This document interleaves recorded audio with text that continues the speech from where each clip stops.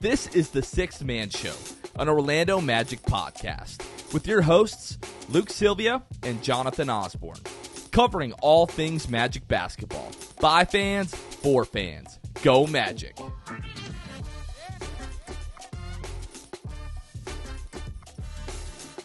What's going on, Orlando Magic fans? You guys are back with the Sixth Man Show. Today is December 1st, 2022. Jonathan Osborne here. I am joined by my co-host tonight for the evening, producer Kevin Tucker. Kevin, what's going on, buddy? Did you say December? Is it that time of year already? December. I feel it's so weird. I feel like whenever we change the calendar to a new year, it takes me a long time to get used to like what year it is. And then finally, by the time I get used to it, yep, it's time for another year. Like I'm just now realizing, all right, we're in 2022. Like it makes sense. I understand it. And then we're a month away from 2023. My brain can't keep up, man. It definitely feels like the older that you get, the faster the years start to move. Facts. And especially you being, over 30 now, the years are really moving quickly, aren't they? But let's just be very clear. If I'm not mistaken, 2023 is the year that you turn 30. That is correct. But for now, I'm still in my 20s. That's right. Still enjoy it. Young and thriving, definitely. As I deal with my terrible back issues and heartburn, like every time I eat anything. And it is what it is. But no Luke Sylvia tonight. We talked last episode that he was dealing with the gallbladder issues. Messed up his whole Thanksgiving situation for sure.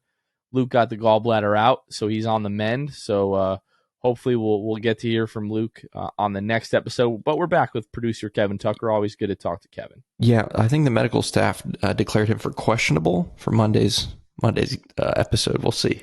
Like 50-50. I don't know. We'll see. Very funny joke, Kevin. Not that funny, but that's okay. Wanted to let you guys know, obviously a couple of weeks ago we had an awesome watch party in Orlando at Ollie's where we got to watch Jalen Suggs hit the game winner over the Chicago Bulls. So we're 2 for 2 with watch parties to start the season. Our next watch party is coming up on December the 16th. It's a Friday. The Magic are taking on the Boston Celtics. We'll be at Cavo's Bar and Kitchen, downtown Orlando. That's 900 East Washington Street. Again, that's going to be at 7 o'clock. So make sure that you guys make plans now. You don't want to miss it. Both of the last 2 watch parties have been so much fun. So we look forward to seeing you guys there.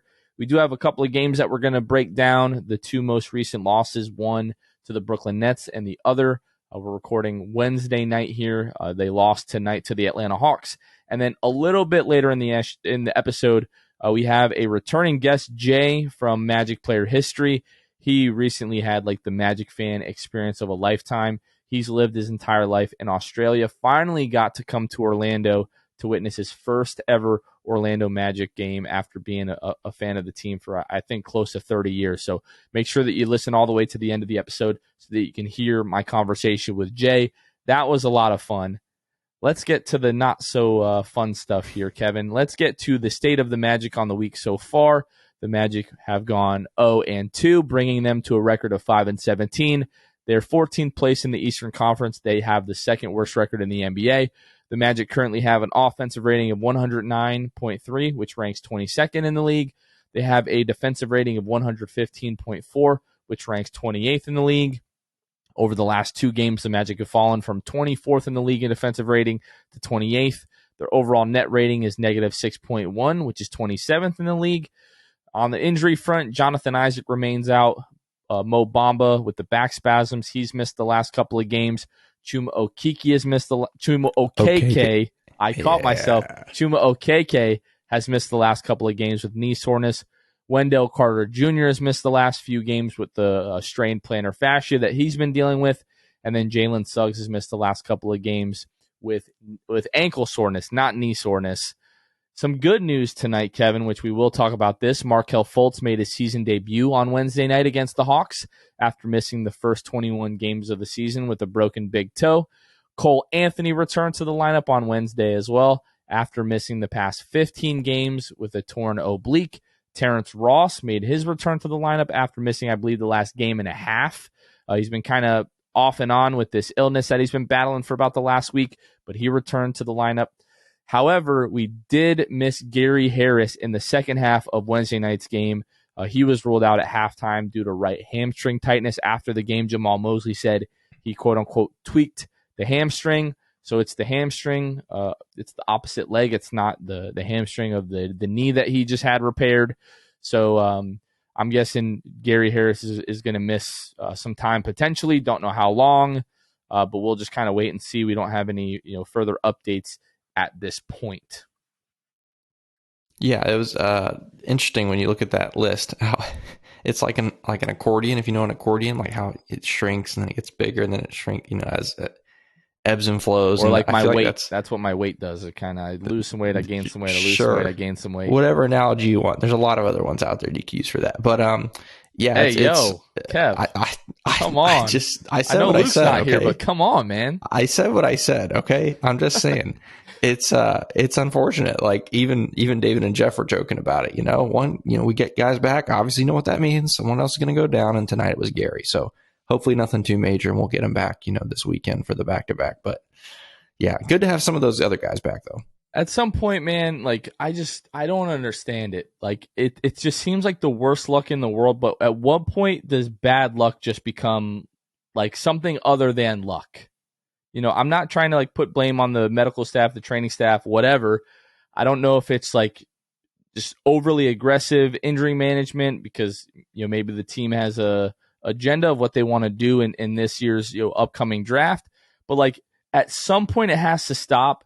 And we've been saying that now for 2 years, and it never, ever, ever stops. It is without failure. You get someone back, you almost immediately lose someone else. Yeah, I wish I had an answer for you, Jonathan, but I just don't.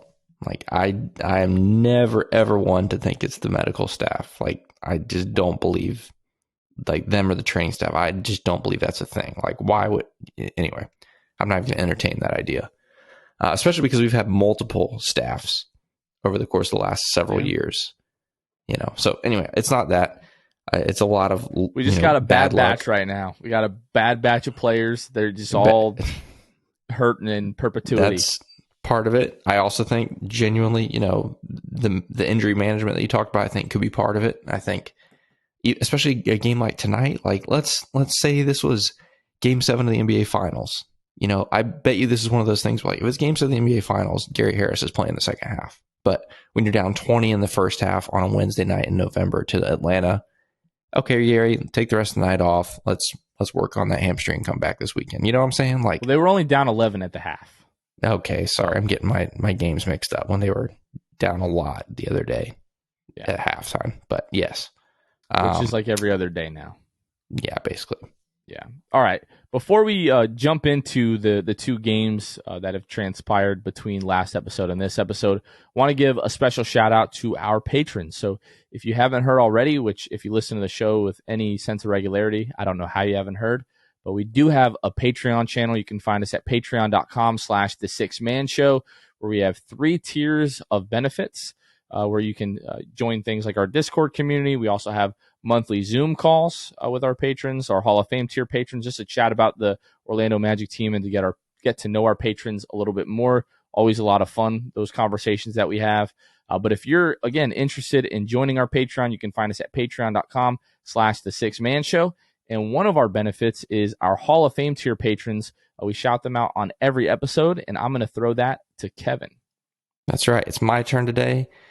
And if you listen to this show, Jonathan has an order that he likes to read them off in, and I like to just totally botch that order and go with something crazy. So this is our order for today. We're starting with Ty, Mr. TV, Drum, Eric Lopez, Teddy Sylvia, Jamel Miller, Armin, Shaheen 177, Halfreakin, Wiffle, Destined for Greatness, Pierre A, It's Not OKK to say Okiki, Chad 3045, The Distract, Michael Martin, Mr. Mikey, ESPN Really Sucks, Migzors, Magic Player History, Edmund Ligon, Danimal, Court Cousins, Andy at Cannibalism, Ryan Singh, Joe Rothfuss, Jonathan Borges, Juan Geraldo, Junior Barus, Franz Goda for Show, Goody 93, Julio, Gear 95 Shred, Gabe Gaines, Fuchsia, Jose Esquilin, Dylan Holden, Dodo 15, Mo Bamba Yo Mama, Caleb Pete, Frito Nation, Carson Tulo, Michael Salapong, Normal, Bobby Skinner, Bill Fulton, Brandon Grace, Bailey, Lil Penny, Eduardo Sanchez. Thanks to each and every one of our Hall of Fame patrons and all of our patrons who support the Sixth Man Show. So you went alphabetical email style. I'm sitting here trying to figure it out how you did it. I respect that. Reverse alphabetical order by their email address. And special shout out to Shaheen177, who is our newest patron.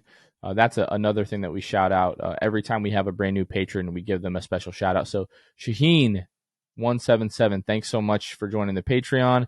Hope to see you in the Discord and hope that you'll join our monthly Zoom calls, which we'll have the next one coming up pretty shortly. So make sure that you guys keep an eye out for that.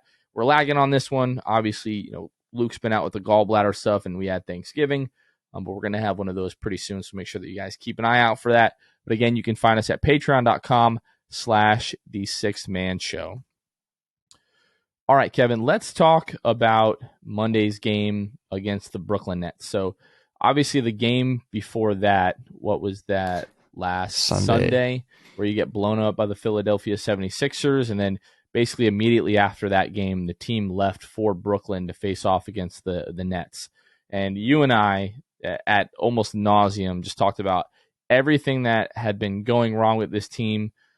A lot of things you can kind of look past, a lot of things that you can deal with, especially with a young team. But one thing that I think you and I both agree on, and a lot of other people agree, one thing that you cannot have, regardless of your age, where you are in the standings, how well the team is or is not playing, is your effort on a nightly basis. And we rightfully so, ripped the team a new one in that aspect on Sunday. Monday, we got a really solid answer from the Magic. The Magic came right out of the gates, were incredibly focused, locked in, playing hard, playing together.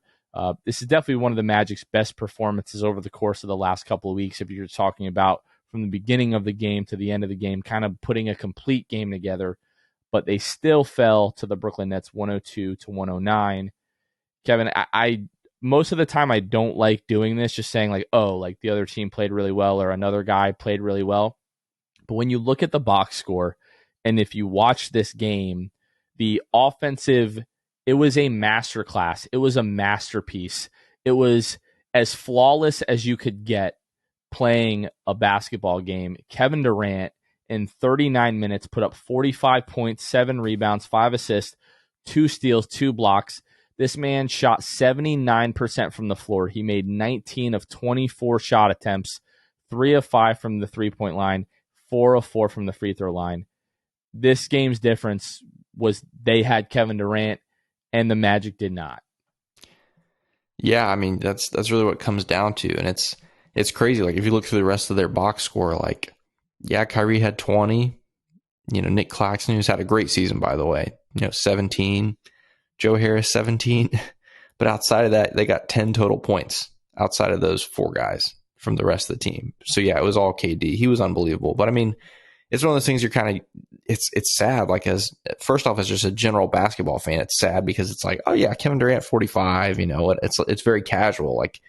He's been doing this for so long now that, it's just that's kind of what he does. But, yeah, it was an incredible performance. And we really gave the team a hard time after Sunday's game because of, really poor defense and leaving guys open, especially at the rim. We ripped him for that. But, KD on Monday, that was a pretty well defended 45. I mean, sure, he was able to get to his spot sometimes and have some open, mid-range jumpers and stuff. But by and large, I thought we didn't do a miserable job of defending. I don't think that was an easy 45 necessarily for him.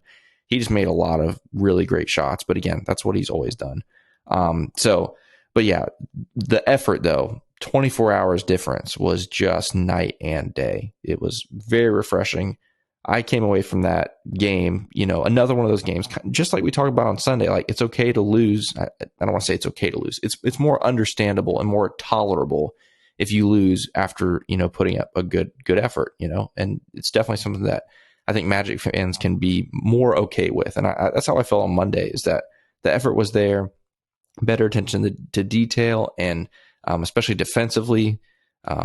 Like I said, Sunday night was the worst defensive performance of the year, if you ask me. So, but it's at the same time, it also makes nights like Sunday super frustrating because if you can do this on the second night of a back-to-back on the road, where was this the night before at home when you had a day of rest, and it was against a team you played 48 hours earlier? Maybe you could have learned some things from them. So it's a mixed bag. But speaking just about Monday, definitely a breath of fresh air after what happened on Sunday. And you and I joked, I don't know if it was while we were recording or after we had wrapped up on Sunday, but like we knew the Magic were going to come out and play well against the Brooklyn Nets. Like if you follow this team for a solid part of the last decade, it doesn't matter who's on the roster. This is what the Orlando Magic have done for the last 10 years. They play up and down to their competition level. Yeah. Obviously, Philadelphia is a very talented team, but we're missing like their big guns, and it showed in the Magic's performance in that regard. And then you come out and you play against a Brooklyn Nets team with Kevin Durant, Kyrie Irving, Ben Simmons for at least the first half, and yeah, you play really well in that game. I mean, you just kind of go through the box score. I mean, as efficient of a night as Kevin Durant had, 79% from the floor.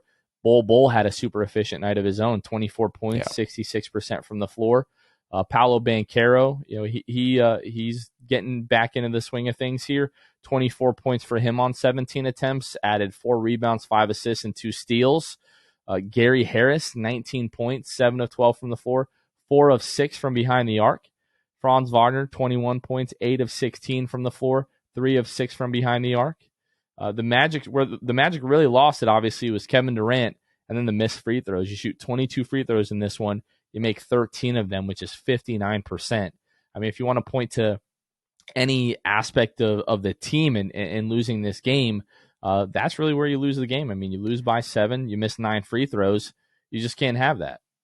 Yeah, the free throws, that's something that you and I were texting about after the game, but also the bench. And I know, this was a more depleted team on Monday than it was tonight. You had 4 guys on the bench. Remember, it was 9 total available players. The bench was Admiral Schofield, Mo Wagner, RJ Hampton, and Kevon Harris. So I know it's not a great bench, don't get me wrong, but they combined for 11 points. Let's see, 11 points. So that's not great. And I know, I almost called them New Jersey. Brooklyn's bench wasn't great either. But if you get a little bit more from your bench, or you make more of your free throws, I think you have a better chance of winning this game. But this was also a competitive game, even down the stretch. Like, this wasn't a blowout, unlike, Sunday night and tonight, the game we'll talk about in a little bit. But it's another one of those things, fine margins, really tight. And if they're able to do just a couple things differently, they come away with it.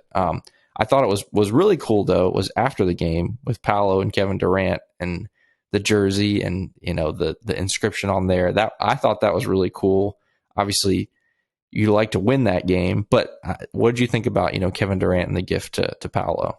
Well, I want to just kind of start this off by saying that I'm not a Kevin Durant fan. I still think the jump from Oklahoma City to Golden State is one of the most egregious things we've ever seen in our league in terms of this player movement era. Okay, so I'm not a big agree. Kevin Durant fan. So seeing him do this to our team was like a Christian Pulisic knee to the nuts, which we'll talk more about that in a little bit. But I thought it was really cool. And even further, what makes it even cooler is David and Jeff were talking about it on the broadcast tonight, and Kevin Durant was the one who told Paolo, "I need that jersey." Right. And Kevin Durant apparently doesn't ask many guys for their jerseys.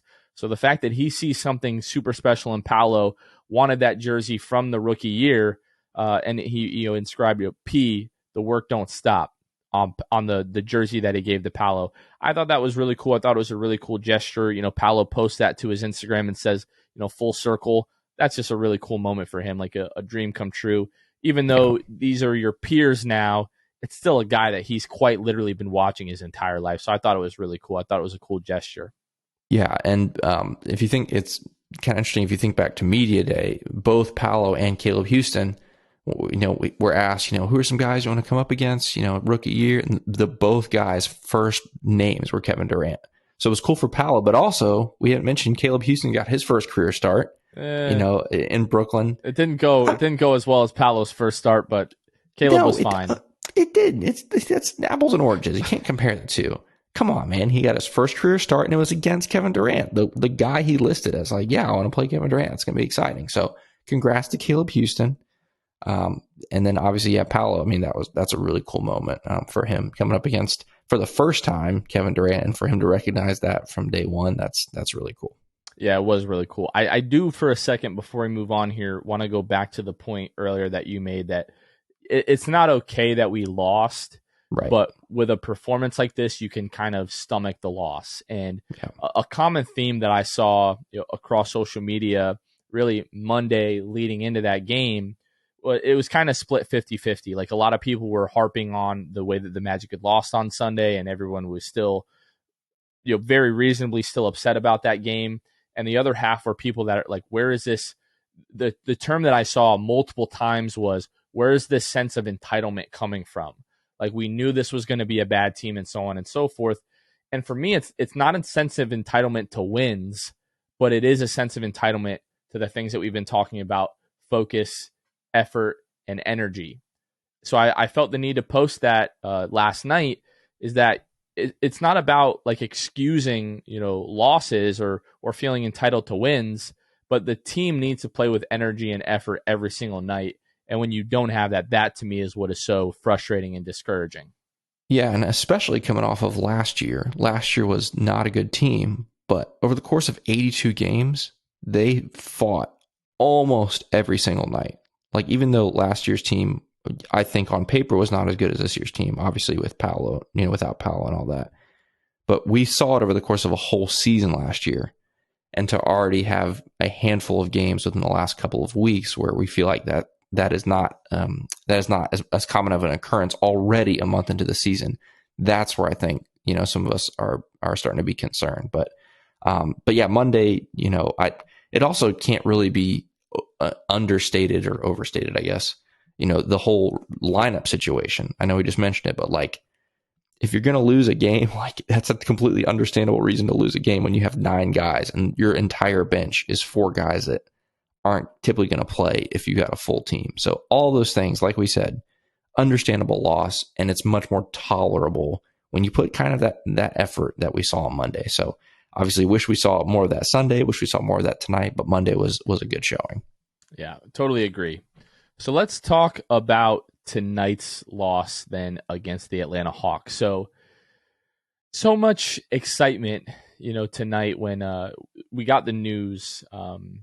I believe it was it yesterday or was Tuesday, it today? Yeah, it was yesterday. Tuesday. It was Tuesday when we got the messaging that Markelle and Cole were going to be available to play. Not that they were questionable, not that they were a game time decision or anything like that, or probable even.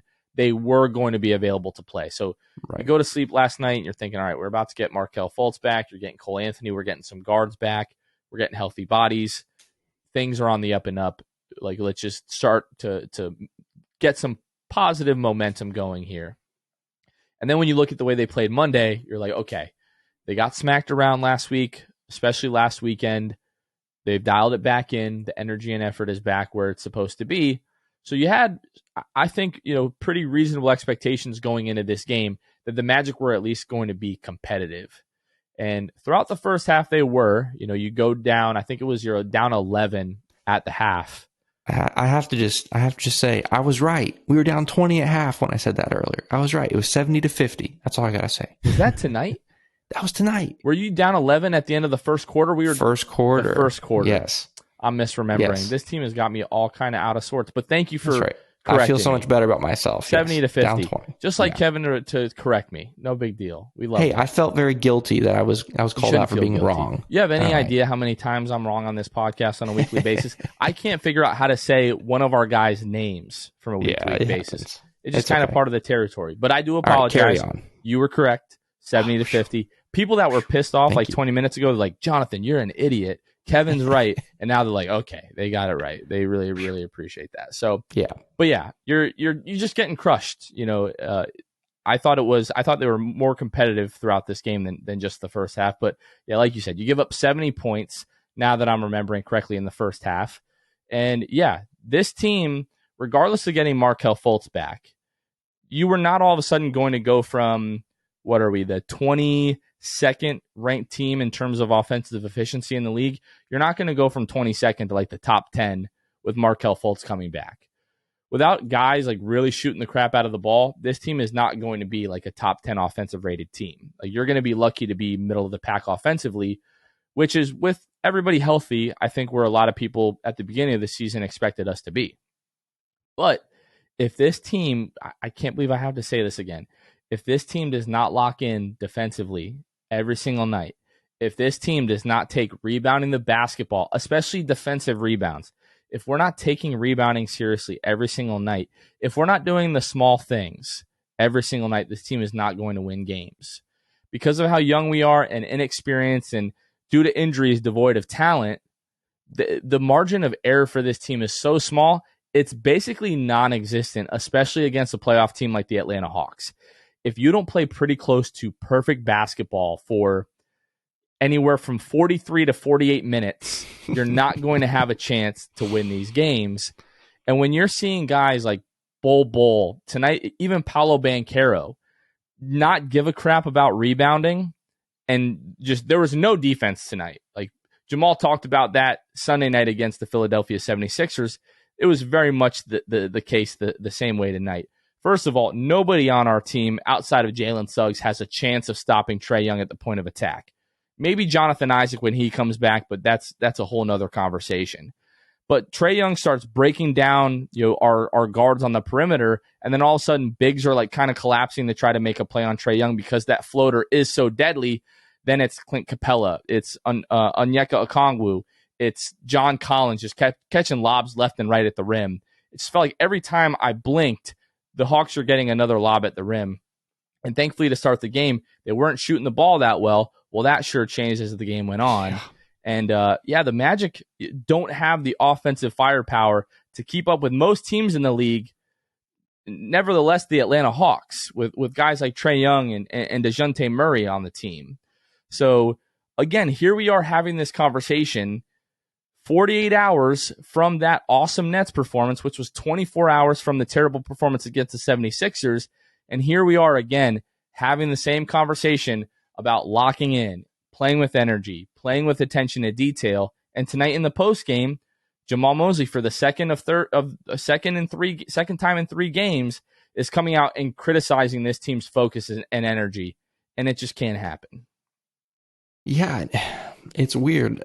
I know it's not as simple as this. Like, I'm not a professional athlete. I don't know what it takes to lock in 82 times in a season and give your absolute best for 20 to 35 minutes or however many minutes you play. But if I were to, get really up and focused and, amped up for a game, it would be when I got 2 of my teammates coming back. You got Markelle playing for the first time this season. You got Cole playing for the first time in whatever it is, 15 games. Like, to me, that would get me not just fired up, but I'd be like, man, we want to win their first games back, You and I picked them to win this game because we thought Markelle was coming back tonight. Right. Yeah, because we thought, that should raise the energy level. That should raise the focus. That should raise, the hype. And I know there's way more to sports than hype and energy. Like, please don't mishear me on that. But the things that we saw tonight, there were just a lot of little things that the Magic were just missing, rebounds especially. Like, man, there were so many times that we saw guys just, first off, missing a defensive assignment or let their guy beat them or whatever. So to have that happen is one thing, but then how do you respond after that? You can't just, just watch what happen. Go get the freaking rebound. And especially with the size that we have on this team. Like, it's hard because I know rebounding, there's a philosophy to rebounding, right? It depends on how you're coached, right? What's your rebounding scheme essentially? Like, are you playing for rebounds? Are you playing to get back? Are you playing for offensive rebounds? All those different things. But regardless, like, we're big enough to where we shouldn't be getting torched. I know the Hawks have some great rebounders on their team. Like, obviously they killed us back in, October when we played them there on the glass. So it's tough. It's frustrating. And I wish it wasn't a recurring thing, but it just feels like it's getting worse and not getting any better. And so, definitely frustrating. Obviously Trae's going to get his, once again, we held him to not a terrific shooting night, just like we did in October. I mean, 12 of 23, he kind of bounced back, but 2 of 11 from 3. He also shot terribly, the game you and I were at in Atlanta from three. So, but he's also one of those guys where it's like you blink and he's got 14 assists. Like it's just to me when I watch Trey, I never feel like he gets 12 to 15 assists, and then you look You at the don't end of feel the game, like it's it? like dang. I feel it because every time he gets into the paint, it's entering in one of two things. It's him making a floater or it's him Yeah. throwing a lob. I felt like he had 50 assists tonight. I don't know. It didn't feel like it to me. It's just one of those things. Maybe I just block those out of my head because I just get so annoyed with it. But I more than anything, I just hate seeing DeJounte Murray win. That's the part that stinks above all else. Like I just always want to see him lose. So to give him a win tonight is always it's tough. And sometimes, you can almost like excuse the other team like out rebounding you by a ton if you're not shooting the ball well, because more Sure. missed opportunities is more defensive rebound opportunities for the other team. It was not the case tonight. Magic shoot 49% from the floor tonight, and are out rebounded 49 to 33. They gave up 14 offensive rebounds to the Atlanta Hawks. Like so much of rebounding is two things: it's positioning and it's effort. If you want to talk like schematically, like about offensive rebounding, like whether or not you're sending multiple guys to crash the glass and try to get, second chance opportunities, that's one thing. Defensive rebounding should never be an issue.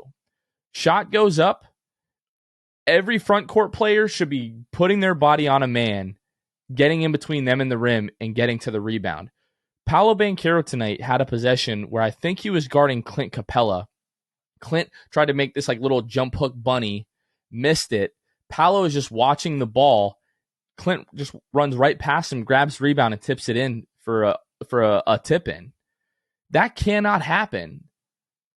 It just can't. Like there's no excuse for it whatsoever. And we're also seeing like Bull they're just watching the ball. That's what the rebounding for this team comes down to right now. They're not getting beat. They're not getting out hustled. They're watching the ball and they're not in correct position. It's awful. What's really sad, Clint Capella is going to get his offensive rebounds. Obviously, we know he's a great offensive rebounder. We could have done a better job on him, but it is what it is. What's really sad to me is that 8 of those offensive rebounds came from guys that are 6'8" and under. You had 4 from Okongwu. He's the 6'8" guy. Jarrett Culver had 3. He's 6'6", and Trent Forrest had 1. He's 6'4". So we gave up offensive rebounds, 8 offensive rebounds to guys that are 6'8" and shorter. And one of the things everyone talks about this team, whether you're a fan of the team or not, is the length and the size that the Orlando Magic have. We should not be giving up 8 offensive rebounds to dudes that size. And again, I know there's more to rebounding than size, but the combination of size and effort should prevent offensive rebounds, And so that's super frustrating to me. One of the best rebounders on our team, like pound for pound, is Cole Anthony. For sure. And he's the smallest guy on the team. So when people want to talk about someone's frame or like their size, like why they're not a good rebounder, I just don't agree with that. Like it mostly comes down to positioning and effort. And the Magic aren't giving either in that aspect of basketball right now. And you're just not going to win games. I mean, this part of me is like questioning like what are they doing in practice, because this has been now a season long trend. They're not necessarily getting killed on the glass every single game, but it does seem like more often than not when they are giving up offensive rebounds, it is at the most inopportune time. At some point, I'm just rolling the ball out and saying we're not doing anything today except rebounding. Like let's get middle school with it, whatever it takes, because what we're doing currently is not working. We talked about the effort and the focus. Whatever has been happening recently has been working. So like let's get some like public like media accountability. Last couple of games this has happened. We've started to see that with the game against Philadelphia, tonight against the Hawks. Mosley's come out and he hasn't done this much, if at all, in his tenure as the head coach of the Magic, but like questioning their effort, their energy, and their focus. And you're seeing players echo that sentiment tonight. Cole Anthony, Markelle Fultz, both talking about the fact that like, yeah, we need to come out with better energy. And I think those are 2 of the better guys that we could get back right now, just in terms of holding other guys accountable. We know Cole Anthony is a leader on this team. We know Markelle Fultz is going to hold guys accountable, and you and I talked about this before we started recording, but having those guys on the floor and in the game, to me, goes a lot, goes a lot further.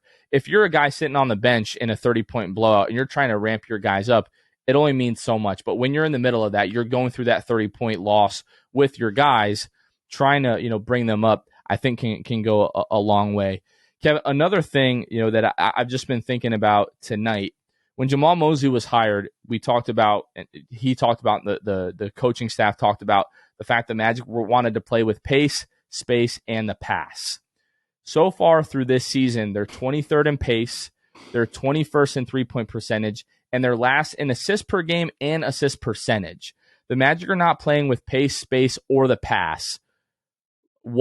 I just want to know what is happening, because everything this coaching staff told us they were going to be about, the last couple of weeks, this team has been the furthest from that. And for most of the season, it seems like they have been. What do you think is going on? Because I am at a loss. I don't get it. So I have to preface it by saying I'm a big Jamal Mosley fan. I have been. I'm a big fan of him, and that does not change with what I'm about to say. But even from day one, when I heard pace, space, and the pass, all I heard was fluff, fluff, and fluff. Like just one of those. Every coach has, most coaches have some kind of tagline that's their thing.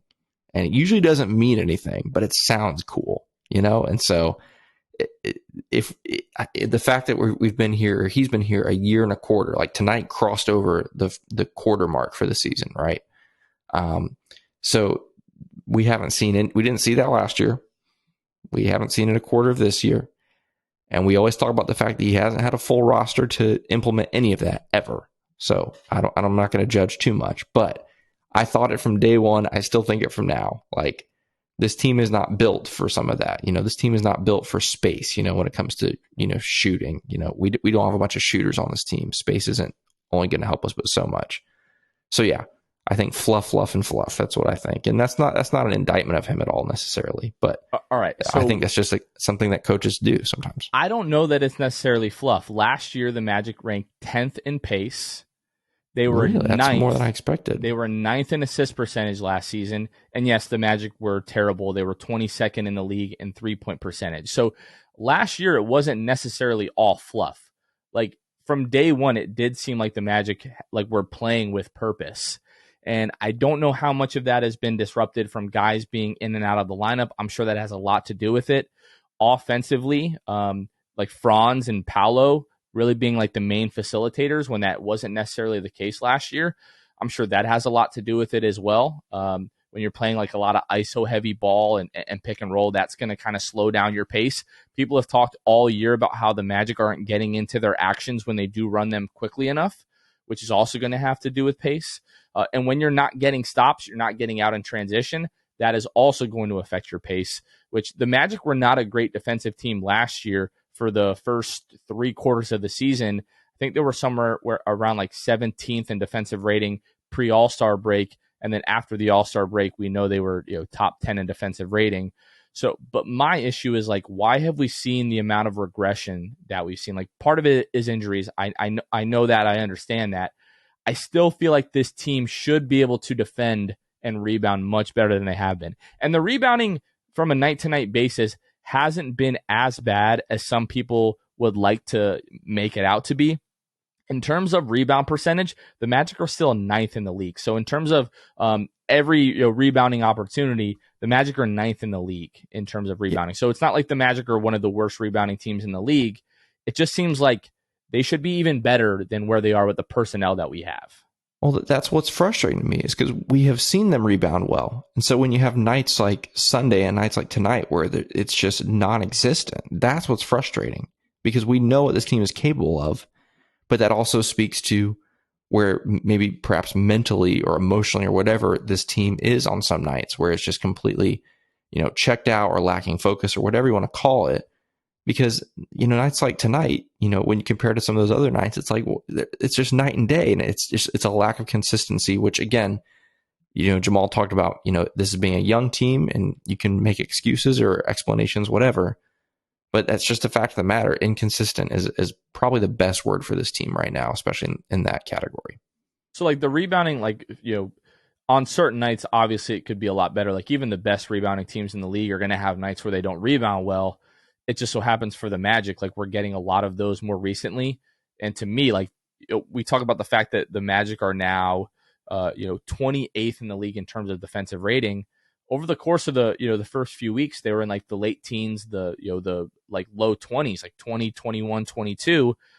But I mean, even from what was that Monday night and tonight's game from Sunday, they went from 24 to 28th in just a couple of games. So like the eye test lines up with the numbers that we are getting like worse and worse over the course of the last couple of weeks. And like for me, it's just like we need to find that answer, whatever it is. Part of it is Wendell. I know he's been out. Jalen has been out, but like the guys that you have, like if you're fit enough to be on the floor, we need more. Like that. To me, it's as simple as that. We need more from the guys that are on the floor. Yeah, and the last thing I'll say about the rebounding, I was going to mention Wendell as well. Him being out hurts, but it something like that makes me wonder if some of the guys almost rely on Wendell, for the rebounds. Maybe they're used to when Wendell is in the game, they don't necessarily have to, put a body on somebody maybe as hard or emphasize that as much because they know Wendell is going to clean it up. I don't know. That's just me thinking out loud. You should feel like you have to step up when he's not in the game. Exactly. And guys are quite literally, you can go back and watch the tape. They're just watching the ball go up, and then you see their man run right past them to the offensive glass. 100%. Yeah, that's exactly what I'm saying. But it's like, that it should be the opposite. But either way, we know Wendell being out hurts us in that category and a lot of others. So he definitely can't get back soon enough. I don't like thinking of the team as like flipping the switch at some point. Like, oh, we're going to get to the All-Star break, and then the team is just going to like flip the switch. Because when you say that, eventually the switch isn't there to be flipped. Right. If you don't keep up those habits on a game-to-game basis, eventually it's just gone. So for me, it's like, all right, when are we going to get back to the Orlando Magic that we saw for the last 20, 21 games last season that was top 10 in defensive rating, wasn't necessarily winning a ton of games, but you were competitive basically in all of those games down the stretch last year, even though you were tanking. So as we start to get guys back, and I mean the 2018-2019 team, if you compare that to the 2019-2020 team, night and day, like in terms of defensive rating, we're much better in 18-19. I believe that the biggest part of that was Jonathan Isaac. Jonathan Isaac is going to make a big difference, but I don't think he's going to take you from 28th to a top 10 overnight. Maybe I'm underselling Jonathan Isaac. Maybe even I have forgotten how good he is. But everybody up and down the lineup needs to lock in and really needs to take pride on that side of the floor, because this is just not going to be a good enough offensive team to where if you want to be successful, you can just kind of forget about the other side of the floor. You have to be a great defensive team if they want to come anywhere close to the play-in. You didn't win this game, Kevin, but if you did, don't forget that every day after a Magic victory, you can get 50% off your online Papa John's order with code MAGICWIN. I don't know the next time we're going to get to eat that, Kevin, but I promise you I will be taking advantage of that. And I've even been craving Papa John's lately. That's the worst part, is I'm holding out for that 50% off. I don't know how much longer I can hold off. I might just have to bite the bullet and go 100% Papa John's. Yikes, yeah. Sometimes Magic, that craving hits, you just got to do it. Yep. You just got to do it. All right, before we get to our conversation with Jay, a couple of things that we want to talk about the rest of the week here, Kevin. Coming up on Friday, you're in Cleveland to take on the Cavaliers, and then Saturday, you're in Toronto going up against the Toronto Raptors. Franz is better than Scotty Barnes. Let's just throw it out there. Franz has been the best second-year player in the NBA. Paolo has been the best rookie in the NBA. We have the two best players from the two last NBA draft classes. Scotty Barnes is getting benched. You ever think you're going to see Franz Wagner getting benched? I don't freaking think so, ladies and gentlemen. Way. I hope you losers that have been all over our draft reaction from 2021, hope you're watching this video right now. Get them. Suck it. Get them. I'll also say there's a chance, Jonathan, that in Orlando this year is going to be the Rookie of the Year and the Most Improved Player of the Year. Bol has a real chance, I think. Bol. Yep. He's crazy. And if there was a award for Best Second Year Player of the Year, we'd have that too. So we're just sweeping all the awards this year. You might have an all-star or two in Orlando. If you can turn things around here before the all-star break, I mean, Franz has a case. Paolo has a case. Yep. I mean, those guys are really freaking good. But what do you think happens Friday and Saturday? We got a back-to-back again to close the week out. Here's the deal. Tonight was our sixth straight loss, right? Yep. Six. If we lose both of those, that puts us at an 8-game losing streak. My heart can't allow me to predict an 8-game losing streak. So therefore, I think it's a 7-game losing streak. I'm going to say, and I know I'm changing my prediction from earlier in the week, but I'm not in the official, competition that you and Luke have, so I can do whatever I want. True. I think we lose in Cleveland and then we win against Toronto and Scotty. I'm looking at the schedule from last year. So we had a couple of 7-game losing streaks, one at the end of November, one in December. Yes. We had a 1, 2, 3, 4, 5, 6, 7, 8, 9, 10-game losing streak spanning from the end of December into the middle of January last year. So great. Sheesh, man. That is really, really, really rough. I mean, if you look at where we were at this point in the season last year, we basically have the same record. 5-17 last year. No, you were 4-17. You were 4-18, and then you went 5-18. So we are still on track so far for a better record than last season, at least by 1 game. Jonathan. By 1 game. Ugh. But I do think, we talked about, you have this, like, now it's going to be 11 more games against playoff teams. Then you have that streak of 5 games. That's pretty winnable there. I think the Magic can string a couple of wins together. The Magic did most of their winning last year, like from the end of January on. You got, what was it? 1, 2, 3, 4, 5, 6, 7, 8, 9, 10, 11, 12, 13 of your 20 wins last year, 22 wins last year. I always forget if it's 22-60 or 20-62, but it was 22-60. So you got 13 of your 22 wins from January 23rd on last year. So still on track to do better than last year. Hopefully, if we actually can get everybody back, we can really put some wins together. For the heck of it, I'm going to say the Magic win in Toronto on Saturday. I'm right there with you. You got to beat Scotty Barnes. Yeah. And hopefully Jalen Suggs is back for that, and they'll start chanting Franz is better, even though they probably won't. But all right. Last thing I want to talk about before we get to the conversation with Jay, not the Magic. I wish the Magic were moving on. The U.S. is moving on to the round of 16, to the knockout round in the World Cup after beating Iran 1-0 on Tuesday. Christian Pulisic, man, took the nastiest nut shot I have ever seen in the history of the world. And he says he's going to play Saturday versus the Netherlands. Yep. Kevin, what was your reaction Tuesday? I know you didn't have your hopes all that high so that you weren't completely let down if the U.S. didn't get the result they wanted. And then you're kind of, I refer to you with a lot of this stuff. What do you think are the U.S. chances of beating the Netherlands on Saturday? Pretty early on Saturday, might I add. Yeah. I think it's like kickoff at 9:30, 10 o'clock, something like that. 10, yeah. It's at 10. But as far as Tuesday, yeah, I didn't breathe for the last 20 minutes of that game. I literally just held my breath.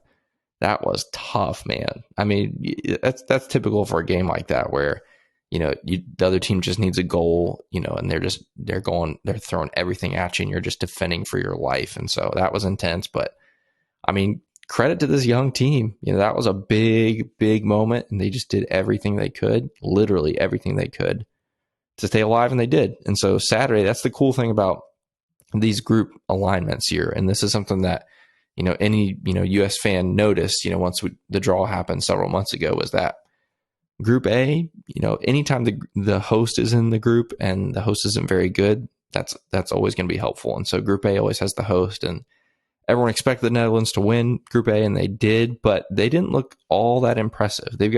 On paper, they've got a great team. On paper, they should win, but they haven't looked terrific, in their first 3 games. And so, once again, a winnable game. The United States is certainly not a favorite on Saturday, but it wouldn't shock everyone if they were to win. And that would be really crazy to win that, because, in the quarterfinals, it would be a matchup with potentially Argentina. So that could be a lot of fun. But either way, Saturday will be fun. Netherlands are a great team. They have some terrific talent, but nothing that a great team performance can't overcome. So we'll see what happens on Saturday. So how does it shake out? Then the U.S. would play the winner of Argentina and Australia? That's right. Yep. So the potential bracket that everyone's talked about, since the United States won, it would be the Netherlands, Argentina, Brazil, and France would be the potential path to a World Cup this year. So literally the four hardest teams in the tournament, I guess three, Argentina, Brazil, and France. But hey, to be the best, you got to beat the best. So I don't think we're going to get that far, obviously. But that would be really fun. At least to beat the Netherlands and play Argentina in the quarterfinal would be insane. That would be so fun. I hope we get a chance to do it. That's all I want. Like obviously it's great where they are. But sure. After the game, they were all talking about how like there's more to come. Like let's want more. Not just making it out of the group stage, but advancing. And a quarterfinal berth would be really exciting. I believe we were talking about that's how far they made it in 2014 into the quarterfinal. No, in 2014 it was the round of 16 against Belgium. And then they lost. They lost in extra time to Belgium, yeah. For some reason, I remember the World Cup in 2014 taking so much longer than these matches have the last couple of weeks. Maybe it's because I've just been like paying way more attention and been more excited about it. But it's just like flown by. Like I believe we will win. I felt like that lasted. It felt like months in 2014. Well, the difference is a typical summer World Cup. You have weeks, up to 2 months of warm-up games. You're playing several warm-up games. You have 3 to 4, 5 warm-up games against typically some of them are fellow World Cup teams. And so, they have this whole pre-World Cup tour as they do before every World Cup where they go to 3 or 4 games in the United States, then they'll play a game overseas at the side of the World Cup. But because this year the World Cup happened in the middle of the season, there wasn't time for all those warm-up games. And so that probably added to the feeling of it being so long. There was a lot of hype, and people were chanting that chant for a month before the World Cup even started. So right. That definitely, that's a more typical world and a more ideal World Cup, by the way. That's just so much more fun than this thrown together, right in the middle of the season thing. It's weird for sure. I've been looking at like the men's national team gear on like Fanatics, which like, can we do better than Fanatics? Like, Fanatics just isn't that great. Like the gear that they have on Fanatics, like most of it sucks. Like I'll just be very, very honest about that. Even like the Magic stuff. Sometimes I'll find a piece that I'm like, oh, I've got to have that. But most of the time I'm like, what are we doing here? I am waiting for the day when someone with more journalistic clout than me or the entire Six-Man Show comes out with a documentary on the monopoly of Fanatics and however they acquired it, because this didn't used to be like this. It used to be every league had their own store, NBA store, NFL shop, and all those kinds of things. Right. Teams had their own stores. And then sometime, some way along the way, Fanatics took over everything, and everything has suffered because of it. I can't stand it. It's so frustrating. But someday they're going to be brought down, and we're going to find out what really happened behind the scenes. I'm calling it right now. I doubt that will happen, just because that's the state of the world that we live in. But I feel like it's like within the last 4 or 5 years, all of a sudden I was like, why am I being rerouted to Fanatics every time I click on everything? And now everything is Fanatics. Now it's everything. But I will say, I'm going to buy some U.S. men's national team gear. Like I'm not that I am just now beginning to love America. Like I've loved America my entire life, but I'm just now like really getting into soccer and learning more about the sport. Even a lot of the rules I'm still learning. But if we beat the Netherlands, I'm buying a kit. I will buy a Pulisic jersey 100%. So I'm really waking up early Saturday, and I'm going to be looking forward to watching that game. It'd be super exciting to be able to pull off the win and show the world that, you all call it football, but the U.S. is getting pretty good at soccer. Yeah, and I'll also say a great segue into our next segment with our guest, Australia, pulling up a bit of an upset in their group. Not a lot of people expect them to go through, and yet they finished second in Group D. I think that was their group letter. So congratulations to Australia. Congratulations to Manny, our social video producer from Australia. And congratulations to Jay, our next guest, who I'm sure you're about to introduce. We are about to introduce Jay, Kevin. Let's get into my conversation with Jay. It was a lot of fun. All right, Magic fans, we're gonna change the mood here to a little bit less depressing. We have a really fun conversation and a fun story that I wanted you all to hear, and I'm looking forward to hearing more about this myself. I'm now joined by Jay from Orlando Magic Player History. A lot of you are familiar with him. He's been on the podcast in the past, but you can also find him, Orlando Magic Player History, all across social media and YouTube. Jay, how are you, man? Welcome back to the show. Yeah, I'm doing pretty well, Jonathan. I'm recovered from the trip. I'm fortunate again. I didn't get to catch up with Luke tonight, but luckily, as part of the trip, I was actually able to meet Luke in person, and it was you that I missed in person in Orlando. So. Unfortunately, we were planning on meeting up at that Dallas game, but as we'll get into your story about that trip, you weren't able to make the Dallas game there. But so for those that don't know what we're talking about, obviously just kind of go through the story on how this trip, you had never been to the States before, correct? I've been to the States, yeah, but I've never been to Florida. I've never done the East Coast. So the trip basically came about. So I know you dabbled a little bit in Top Shot. And so NBA Top Shot, for those who don't know, it's basically digital basketball collectibles. And I'm a huge collector.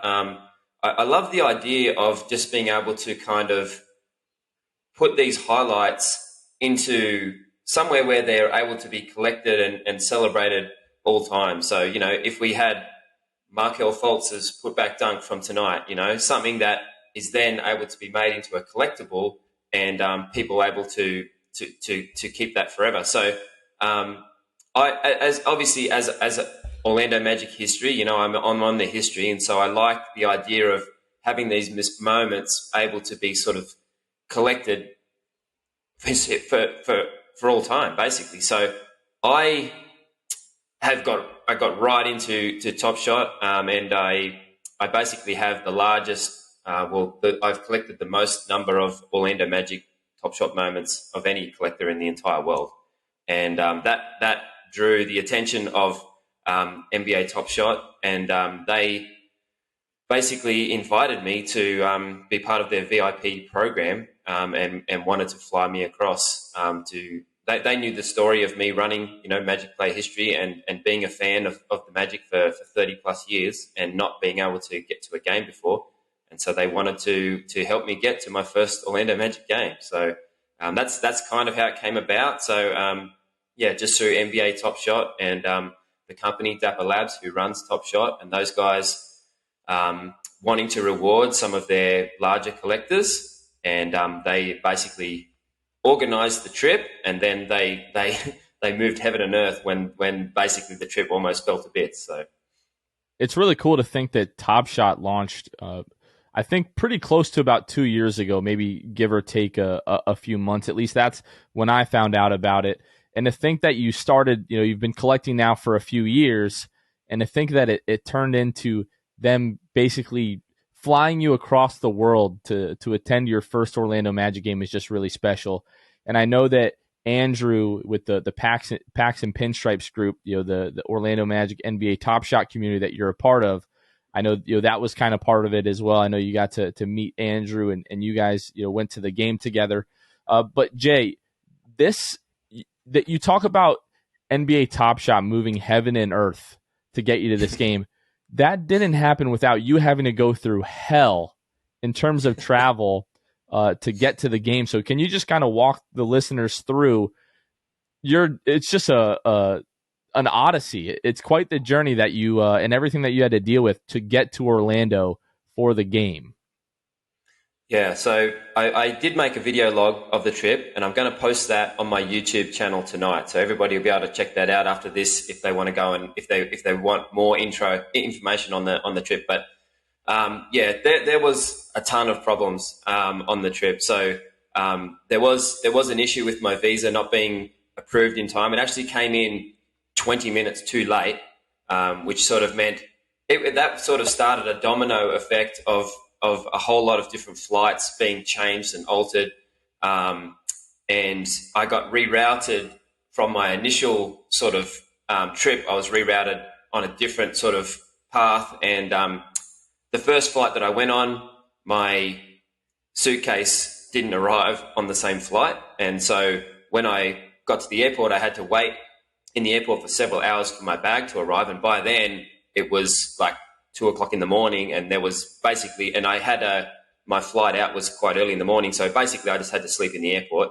And then right as I was about to get on that flight to LA, I got an email, like literally 5 minutes before I was about to get on this flight, I got an email saying that my connecting flight from LA to Orlando had been cancelled because we had Tropical Storm Nicole, wasn't it? Nicole? Yeah.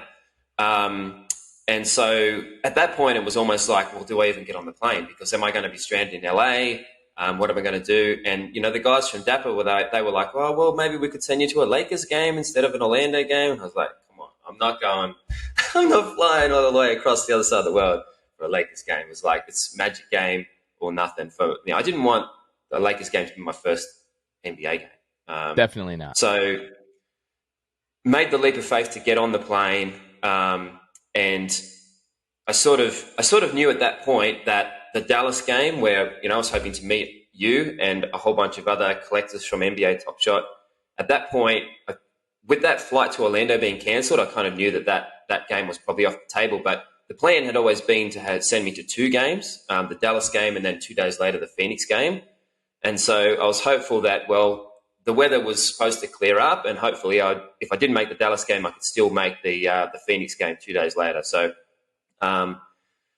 when I got into LA, they flew me into Miami instead of Orlando. And so once I got to Miami, it was just a matter of trying to get up to Orlando. And so at this point, Dapper Labs were working the phones, and they sort of gave me a bunch of Uber credit, and they said, see if you can find someone to drive you from Miami to Orlando. And unfortunately, there was no one crazy enough to drive into a tropical storm in the middle of the night through Uber. So I got to watch the Dallas game in the Miami airport. But hey, we won the game, so that was nice. But I found a bus that was leaving Miami at 10 p.m. that night, and basically that was sort of the last chance. Otherwise, I was just going to have to try to find some accommodation in Miami and then make my way up the next day. And when I got to the bus, all the tickets were sold out. And I talked to the guys in the security in the line, and they said, well, if you've got some cash, you might be able to offer that to the driver. And if there's a spare seat, he might let you on. So I hung around and waited, and the bus driver, I gave him my story and basically just sort of begged my way onto the bus, and he put me on the bus. And that was a pretty sketchy bus trip. The bus kind of waving in the wind as you're cruising down the highway, and the bus driver just kind of driving quite slow because it's so much water on the road and stuff. But got into Orlando 5 a.m. It was a very welcome sight to the first time I laid eyes on the Amway Center, something that I've waited to see my whole life. What was that like? What kind of emotions are going through you the first time that you see that Amway Center sign? To be honest, after the trip, it was relief. So my first, it was probably different to what emotions it would have felt like after. But when the Uber driver drove me up there, and I knew it was coming up, and I was like, okay, it's going to be here on the right, and I saw it in the distance, and I was like, yeah, and I was just like, okay, thank goodness, I made it. I got here. I'm going to make the Phoenix game. So yeah, it was a massive sense of relief, I would say. I think you left out one small detail about your trip. Didn't one of your flights get turned around because there was a drunk passenger? So that was an issue. So that did happen, but it wasn't the flight that I was on. But that actually helped me get across, because so what happened was every day there's a flight from LA to Sydney, and the flight that left LA on the day before I was supposed to leave, that was the one that got turned around because one of the passengers was too drunk to fly.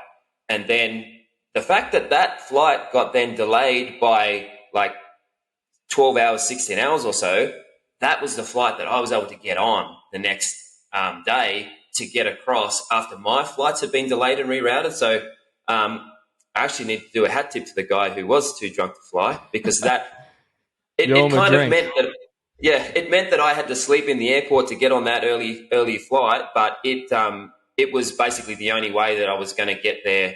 At that point, I was still holding out hope of making the Dallas game, but it was that LA to Orlando flight got cancelled, so unfortunately didn't make it in time for the Dallas So game. it was a series of unfortunate events, but it doesn't sound like necessarily everything was working against you. Some things kind of fell in your favor for you to be able to get there.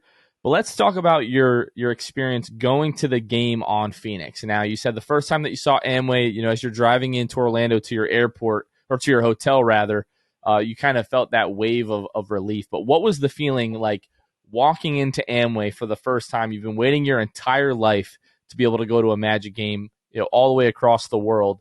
What was that like for you? Walk me through that. So before I went into the Amway, after I got to Orlando, I basically slept for 12 hours because it was 62 hours of travel for a trip that normally takes about 24. So I was so tired, exhausted. I had barely been able to sleep. And so I slept for 12 hours. And then when I woke up, I got a feed, and then I basically just went for a walk all the way around Amway. So, where did you go where did you go to eat? I had to go. The Six-Man Show, of course, have made Harry Buffalo a must-see. So back to the scene of the crime. I had to check it out. Unfortunately, it wasn't as packed as when you guys had the lottery party, but it was a good meal there. And then it's a short walk, as you know, across to the Amway Center from there. So I did a full walk around. I'm crazy. Like, in Australia, you can't get Orlando Magic gear easily. Right. When you go into the shop, if they've got NBA stuff, it's Lakers, it's Celtics, it's Bulls, some Cavs stuff. So just seeing the big Orlando logo and Horace Grant on the wall, and that kind of stuff was cool. Even the Geico garage, it was like, oh, I know this place. It's crazy. And seeing the new training center. So I went for a walk over, walked around there. And that was just, that was something that probably only someone like me would enjoy. Someone who had known about this place their whole life and never actually had the opportunity to be there. And I was able to just sort of take my time and soak that in by myself. When we went in the next day, so Andrew, as you said, from Packs and Pinstripes, I can't thank him enough for his role in making this trip happen, because, he pushed pretty hard to get me to Orlando. And I'm forever grateful for him and for that. And he basically organized for us to go in early to watch the players warm up. And so I didn't go in with the general public and go in through the main foyer and, you see the big picture of Nick Anderson and all that. But we kind of went in early through sort of the back door and went through, the back way and, basically got to sit courtside while, Jalen is working on his handle and, the guys are out there. I didn't think Chuma missed a 3-pointer in the warm-up. Like, he was on fire in the warm-up. And, he, if you remember the game, he had a really good game locking down Devin Booker defensively. So he was pretty dialed in the warm-up. So, and that was the first time I noticed Franz had the padding on his hand. Yeah. That hand injury, which, of course, is still lingering now. So, that was just amazing to be able to see those players close up. But I'm not going to lie, as a Magic historian, I was actually more excited about the former players than the current players. Of course, Vince Carter was in the building for his first game at Valley Sports. And Dante Marchitelli, man, like, what an absolute gem. legend. Yeah. People that haven't had the opportunity to meet Dante, he has got to be one of the most generous people with his time out of anyone I've ever met, anybody that I've ever seen in that building. If somebody calls out to him, he stops whatever he's doing and will talk to fans and take pictures. I love that guy. I'm so happy that you got to connect with him and all, kind of the whole experience that you got. Mostly, I think it was pregame, right, with the former players. Yeah. Tell us more about that. So, I've had a little bit to do with Dante over the years through Magic play history, and the opportunity to meet him was exciting, Yeah. So I was almost wanted to get his autograph, but I was like, is he going to think I'm a bit of a weirdo for that or what? No. But so he like, I had the tagline of this trip. I was every moment matters, trying to make every moment matter as much as it could on this trip. And he was the one who made it matter because, before the game, I was happy just sitting there watching the players warm up.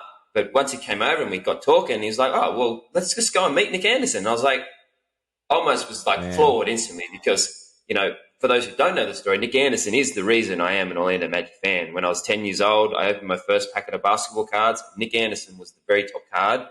And I just decided as a 10-year-old that he was the coolest looking guy, him in the uniform.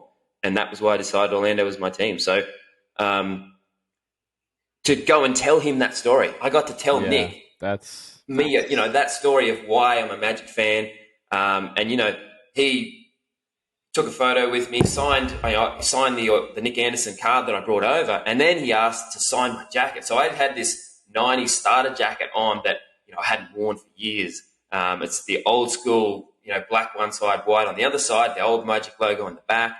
And Nick was like, "Oh, I noticed as soon as you walked in." I said, I know that jacket, and he asked to sign the jacket. You got to frame it now. So, I'm never going to wear that again, So, but once he signed the jacket, then it was a mission to try to get the other guys on the jacket. So Dante took me over to Bo, and Bo was regaling me with his stories about when he's been to Australia and where he's been and all that kind of stuff. And he signed the jacket, and I kind of thought that was kind of it because those are the community guys. And I thought, that everyone else is probably going to be too busy. But Dante was like, "Oh, let's see if we can catch JT before him and David do their pregame stuff." And so,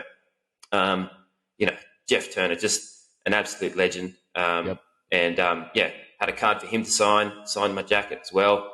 And then just as we were about to leave, I was like, I've just got to ask Vince. I just got to, I didn't want to bug him, but I was like, I'm never going to have this opportunity again. Right. So, I just said, Vince, would you please be able to sign my jacket? And he was graceful enough to sign it for me. So, absolutely amazing to have those guys, to just have the experience to chat to those guys.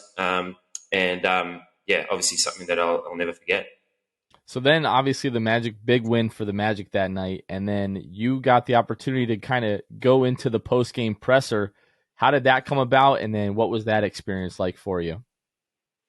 Yeah, so there was all these little sort of extra experiences that sort of were organized between the Orlando Magic, Andrew with Packs and Pinstripes and Top Shot. So just to make this, a great experience for me, coming across, which, obviously I'm just incredibly grateful for. So, the game, of course, couldn't have gone much better. We dominated for the most part, and we had the opportunity to go into the post-game press conference, but only if we left before the end of the game. So as I think it was like we're up by 20 and we had to sort of walk out, and I think Bol hit another 3-pointer and we're all, celebrating as we're walking out.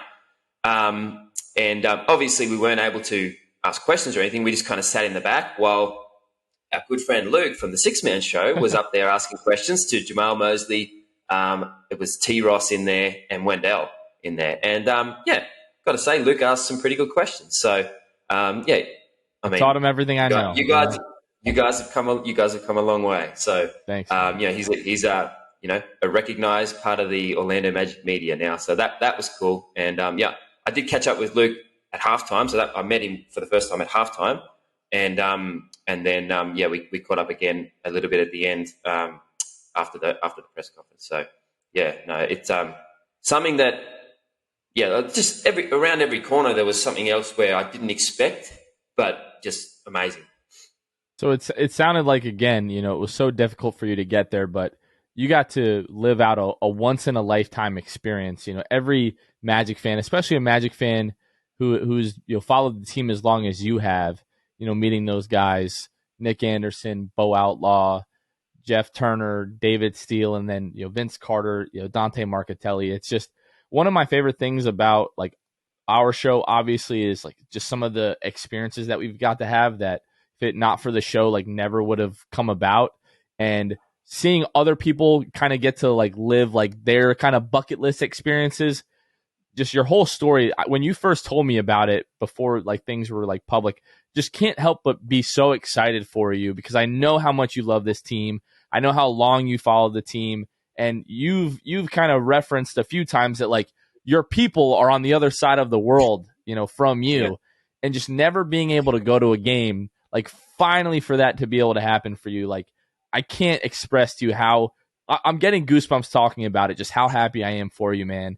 I hope it's it's not the last time. I know, we've had conversations about you eventually coming over with the family and everything. Really looking forward to the day that we can make that happen. Like I said, just my current situation, I didn't have a vehicle that day to get to that Phoenix Suns game. I was really looking forward to meeting you and meeting a lot of the other guys from the Packs and Pinstripes community that game against the Dallas Mavericks. But whatever I have to do the next time that you're in town, we definitely gonna make it happen, man. Just as long as there's no tropical storm, like that was just that's just the worst of all the things timing. yeah. But I mean, it was just like there was points during the game where I was tearing up.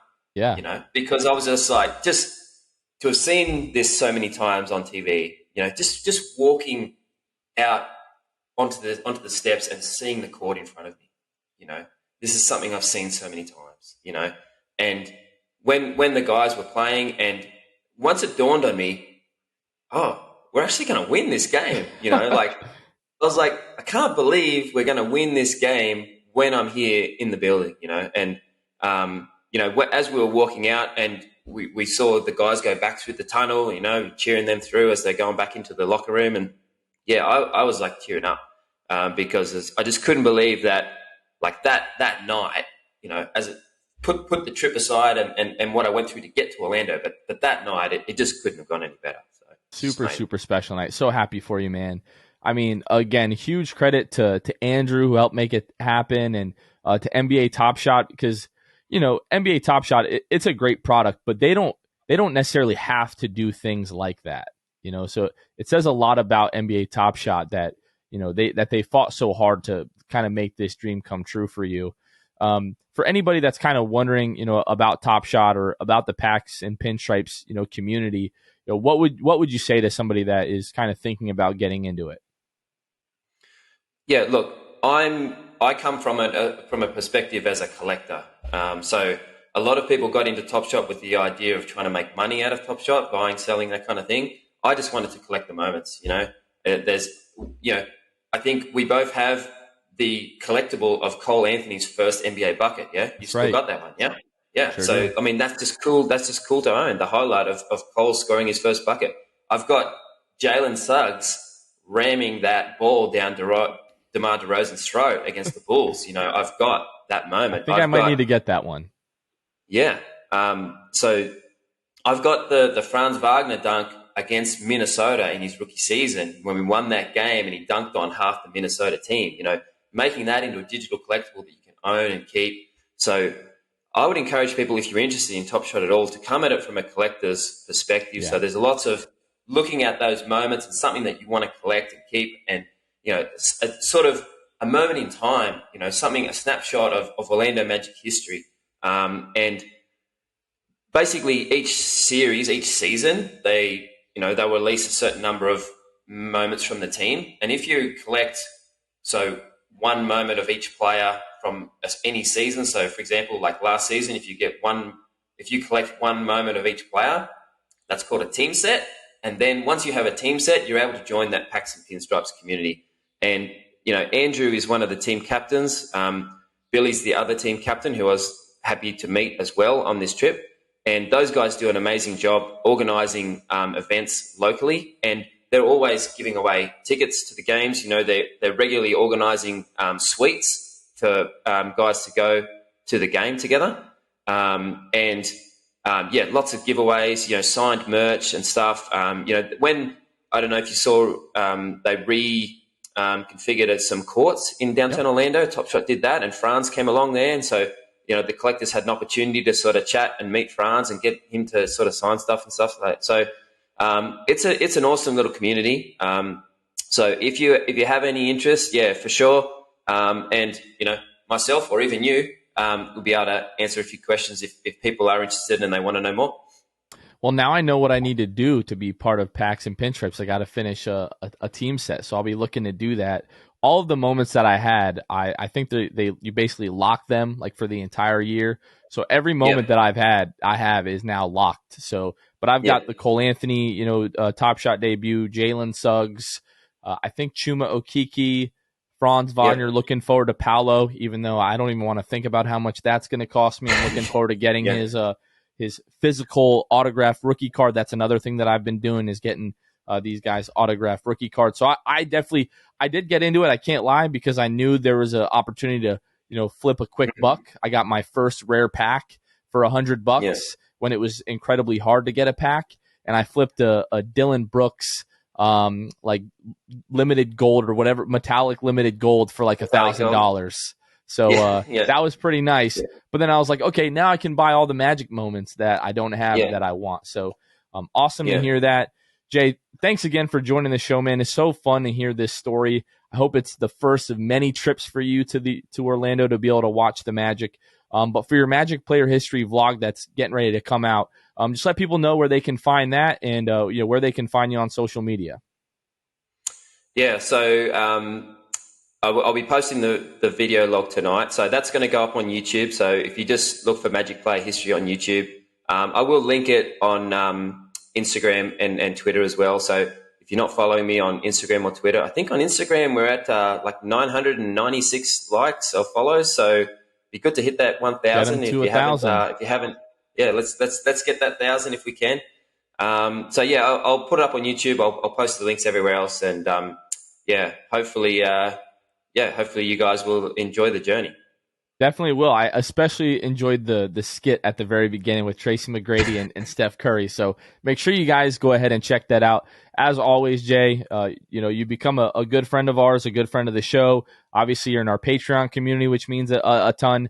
But again, I can't express how happy I am for you that this trip was able to happen for you. I know it was a dream come true. Looking forward to hearing your stories in the future, man. And thanks again for joining the show, man. Really appreciate it. No worries, anytime. And look, I hope Luke's feeling better soon. I hope so too. Thanks, Jay.